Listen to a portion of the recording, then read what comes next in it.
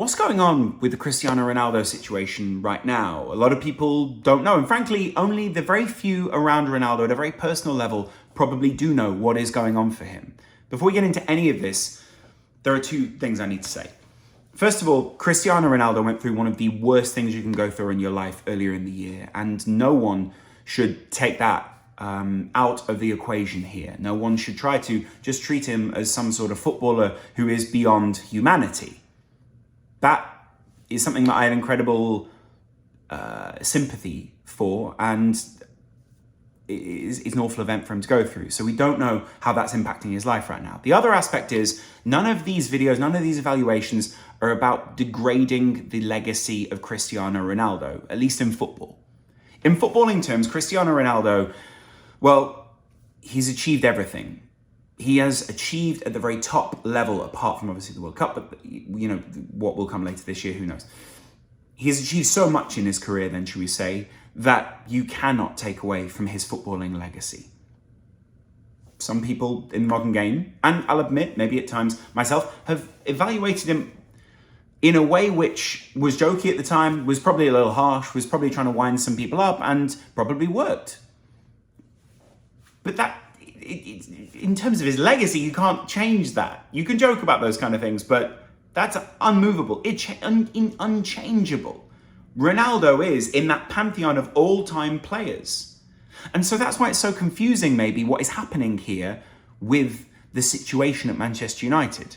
Because in our minds, there are things that we know, received knowledge, perception, that means that this shouldn't be happening with Cristiano Ronaldo. And we will defend whatever is happening with Cristiano Ronaldo until the hilt, because Cristiano Ronaldo is X, Y, and Z. He is one of the best of all time. He sits somewhere in some Manchester United fans, Real Madrid fans, Juve fans' hearts because of what he achieved at their clubs, because of the memories that he gave them. And those memories, frankly, are untouchable. Unless, of course, you know, something happens off the field. But no one is saying that that's going to happen.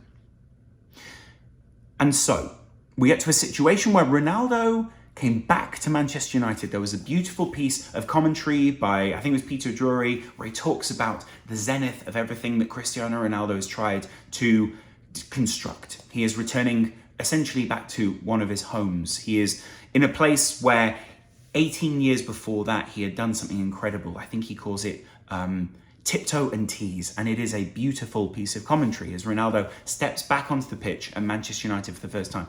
I had goosebumps even thinking about it. And it was great to see Ronaldo back in a United shirt. It was great to see him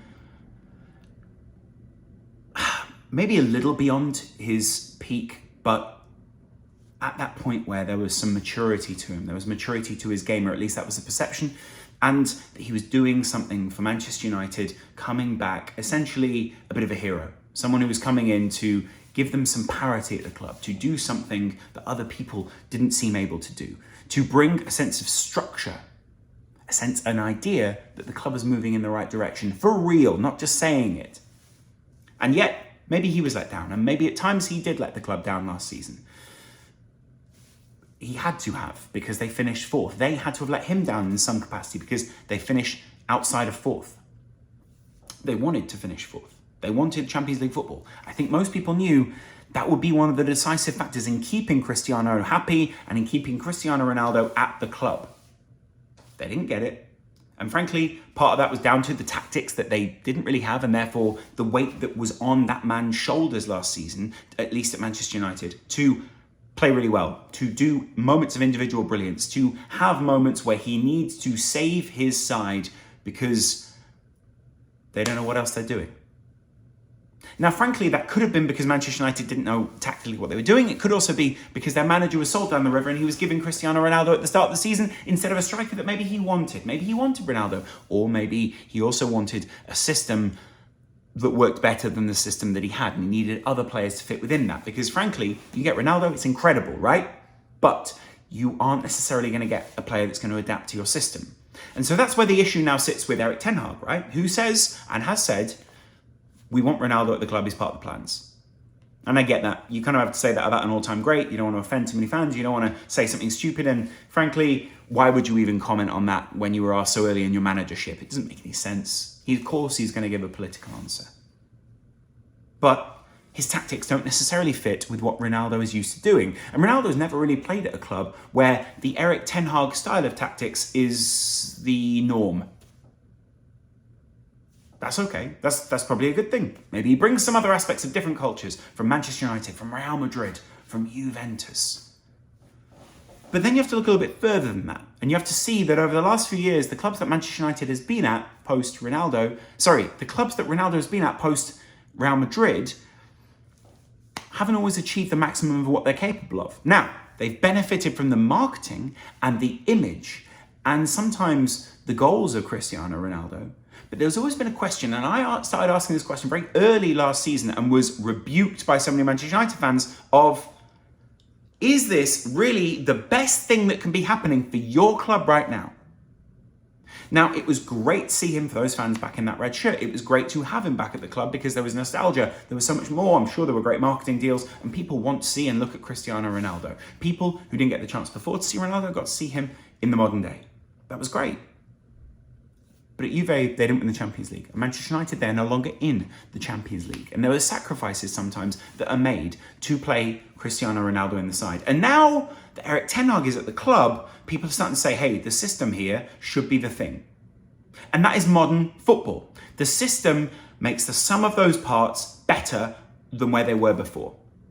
Now, no one is saying that Ronaldo's legacy should be sacrificed because of that. No one is saying his legacy has been diminished because of that. But what he does represent is a time of football maybe that is in the past as we move into a different phase. No one says Pele or Maradona are worse players because of the times they played. You can only judge players in the times they play. And Ronaldo deserves the same respect. But that doesn't mean that you therefore go, Ronaldo can play in this side and we just know it's just fact.